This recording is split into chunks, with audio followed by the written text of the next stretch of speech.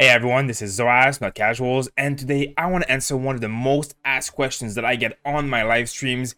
Is the Serpent Spine a good Claymore? And if not, which one is the best Claymore in Genshin Impact? So first, I want to go over what the Serpent Spine is and how you get it. Of course, it is the weapon that you will be rewarded by getting the Battle Pass to level 30. It is right here and you can select one of 5 weapons, which includes the Serpent Spine. Now, one thing that is unique about the Serpent Spine is that it has crit rate as its main statistic, as well as it has a pretty interesting effect here. Now, the way this effect works is that every 4 seconds, when the character that is wielding this Claymore is on the field, they will gain a 6% damage increase, as well as a 3% more damage taken increase. Now, this means that it will basically give you 6% more damage, but you will take 3% more damage, and this can stack up to 5 times, which will add up to 30% more damage and 15% more damage taken. Now, this does not reset if you switch characters, so the buff will stay on you no matter what you do, except if you take any kind of damage, your stacks will be reduced by 1. Now, there doesn't seem to be any kind of cooldown for that, so if you take a lot of damage at once, you will lose a lot of stacks very quickly. Now, this might not be a popular opinion, but I really don't think the Serpent Spine is a good weapon at all, except for a very few special exception cases. Now, a lot of people will say 30% more damage on a weapon. That is incredible, and yes, it is. 15% more damage taken is very bad though. At the same time, like, the trade-off is not excellent in here, but my real big issue with this weapon is that if you take any damage, the stacks will be reduced by 1 every time. Now, it takes 20 seconds to fully stack up, so you have to have your character out for 20 seconds without switching before you get full stacks. Now, first of all, that's already kind of something that I don't love, because it's like, if you're having your character out for 20 seconds before you actually get your big damage buff from the weapon, you're losing a lot of potential. You're not switching, you're not casting other abilities, and every time you switch and come back, you'll have to restart the 4-second timer to get new stacks. So I don't love that.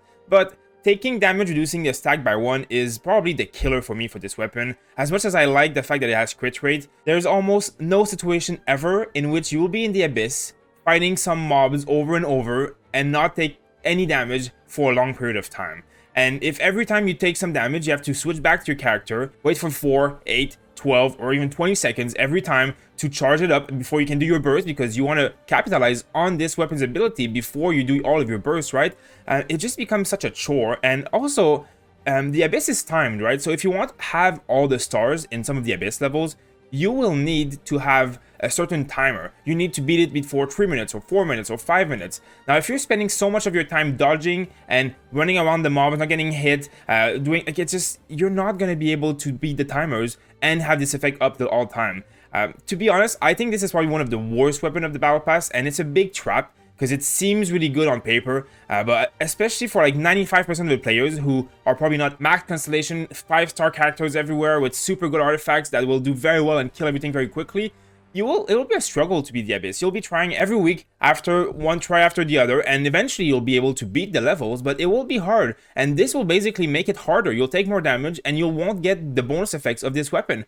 And if you don't count this effect, this weapon doesn't have anything. Crit rate is great on a lot of characters. It's a very good stat, but there's nothing else here. Now, there's many other Claymores who are much better than this, and will do a much better job at giving you an easier time and doing more damage. Now, I'm just going to do a quick overview of some of the Claymore options that are available in this game, who I think are definitely very much better. Now, of course, if we go into the 4-star category, there are quite a few choices. Now, my favorite Claymore for most characters in this game, including people like Diluc and Razor, for example, is the Prototype Animus. First of all, it's craftable, so you can refine it over time eventually, to a point where it will do almost 500% of your attack damage to enemies in a small AoE every 15 seconds. Now, this happens every 15 seconds without fail because it's 50% chance, so it just takes 2 attacks basically. And at refinement level 2, I used to have crits with this weapon of 10,000, sometimes 15,000 on 2 to 5 mobs at the same time, because it's a small AoE. Now, think about that. That's something like 20,000 to like 50,000 damage every 15 seconds for completely free on an effect.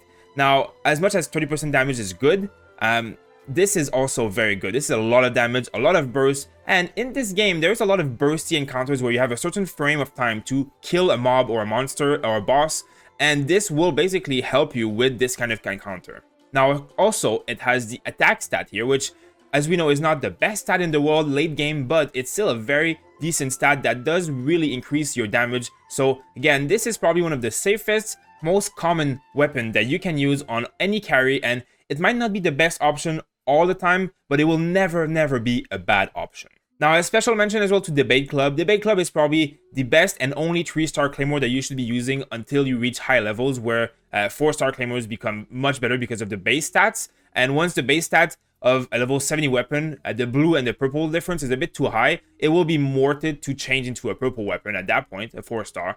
But beforehand, the Debate Club is super easy to refine, and it's an absolutely best weapon that you can have. It has attack and has an ability here that really does a lot of damage. It's a very good weapon for a very long time until you reach more of the late end game, or that you get a really good weapon or refinement on your 4 stars. Now, when we're talking about 5 stars, especially for characters like Diluc and for Razor, Wolf Gravestone is ultimately the best Claymore in the game, bar none. Now, it is an absolute machine of a Claymore. As you can see, it has a huge base attack, and the attack percentage here is very big, 45%. Now, at level 70, it has 40%. If you compare it to the Animus, which has 22% at level 70, it's almost 20% more attack percentage on the weapon itself. So the stats on a 5-star is just insane. Of course, it also increases your attack by 20% here, and that is on top of the 45%, which I have tested, and it's incredible the amount of attack that you gain from having this weapon. Now, on top of that, you will hit enemies under 30% HP and increase all of your members' party attack by 40% for 12 seconds. So this is absolutely amazing because both of your character that you're using or anyone in your party will be boosted for 12 seconds. So this is a good time when you proc this to switch around, use the abilities, and then come back to your guy and just hit them really hard. I managed to do huge crits of 50, 60,000 without Mona, without setup at all, just with this kind of weapon, and it is amazing.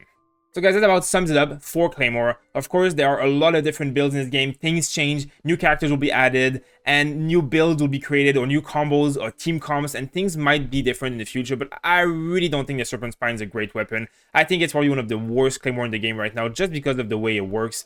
It's just too complicated, you take too much damage, and you really don't have this 30% buff damage a lot of the time. You really don't have it as much as you think you do, and most people probably will never even manage to get to 30% because the nature of this game is just switching around and doing stuff. It doesn't really work well, and I just don't think it's very good.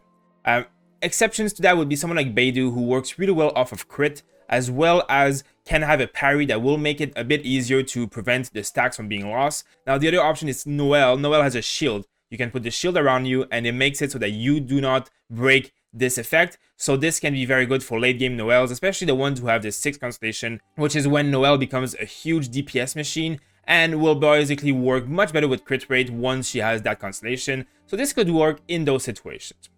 Other than that, I would recommend that you pick up one of the other weapon. Now, the Black Sword is probably one of the best weapon in the Battle Pass. By far, it is amazing for heroes like Keqing especially, and has an amazing effect here.